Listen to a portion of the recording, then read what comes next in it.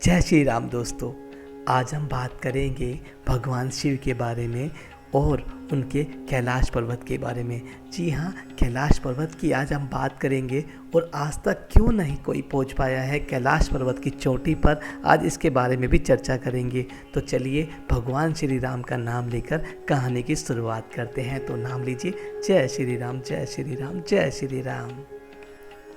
दोस्तों, क्या आप जानते हैं देवों के देव महादेव का वो पवित्र स्थान जहाँ पर आधुनिक विज्ञान और वैज्ञानिक भी फेल हो जाते हैं, उसका नाम है कैलाश पर्वत। जी हाँ, कैलाश पर्वत जहाँ जो निवास स्थान है देवों के देव महादेव का, जहाँ पर आज तक कोई भी व्यक्ति नहीं पहुँच चुका है।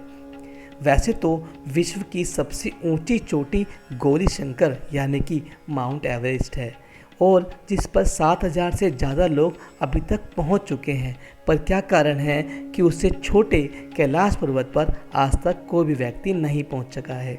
ऐसा नहीं है कि वहां पर पहुंचने की कोशिश नहीं की गई, पर वहां पर पहुंचने के लिए अनेक प्रयास किए गए, लेकिन सभी असफल रहे, क्योंकि वहां पर चढ़ाई करने के लोगों के साथ कुछ ऐसी घटनाएं हुई जिससे उनके होश उड़ गए। वहां पर चढ़ाई करने पर लोगों का कहना है कि वहां पर चढ़ाई करने के बाद और वहां पर समय बहुत तेज़ी से आगे बढ़ने लगता है, यानी कि समय जो है बहुत तेज़ी से आगे बढ़ता है, जिसके कारण उनके नाखून और बाल बहुत लंबे हो जाते हैं।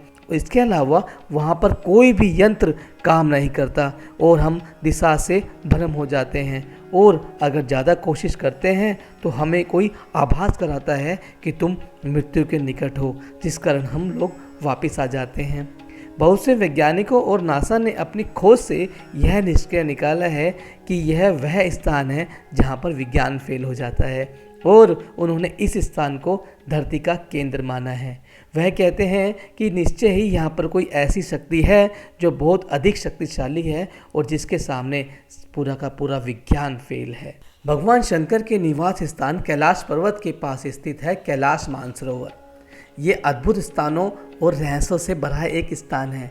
शिव पुराण, स्कंद पुराण, मत्स्य पुराण आदि में कैलाश खंड के नाम से ही अलग अध्याय है, जहाँ की महिमा का गुणगान हमेशा किया जाता है।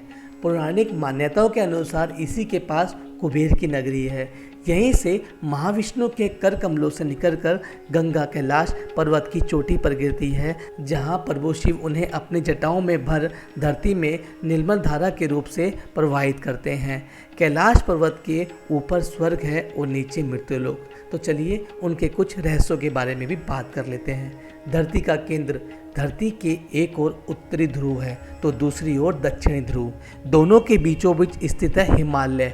हिमालय का केंद्र है कैलाश पर्वत। वैज्ञानिकों के अनुसार यही धरती का केंद्र है। कैलाश पर्वत दुनिया के 4 मुख्य धर्मों हिंदू, जैन, बुद्ध और सिख धर्म का केंद्र है। अलौकिक शक्तियों का केंद्र है यह स्थान। यह एक ऐसा भी केंद्र है जिसे एक्सिस मुंडी कहा जाता है। एक्सिस मुंडी अर्थात दुनिया की नाभि या आकाशीय ध्रुव और भौगोलिक ध्रुव का केंद्र। यह आकाश और पृथ्वी के बीच संबंध का एक बिंदु है, जहां 10 दिशाएं मिल जाती हैं। राशियों के वैज्ञानिकों अनुसार एक्सिस मुंडी वह स्थान है जहां अलौकिक शक्ति का प्रवाह होता है और आप उन शक्तियों के साथ संपर्क कर सकते हैं। कैलाश पर्वत एक विशालकाय पिरामिड है जो 100 छोटे पिरामिडों का केंद्र है। कैलाश पर्वत की संरचना कंपास के 4 दिक बिंदुओं के समान है और एकांत स्थान पर स्थित है, जहां पर कोई भी बड़ा पर्वत नहीं है। कैलाश पर्वत पर चढ़ना निषिद्ध है, परंतु 11वीं सदी में एक तिब्बती बौद्ध योगी मिलारेपा ने इस पर चढ़ाई की।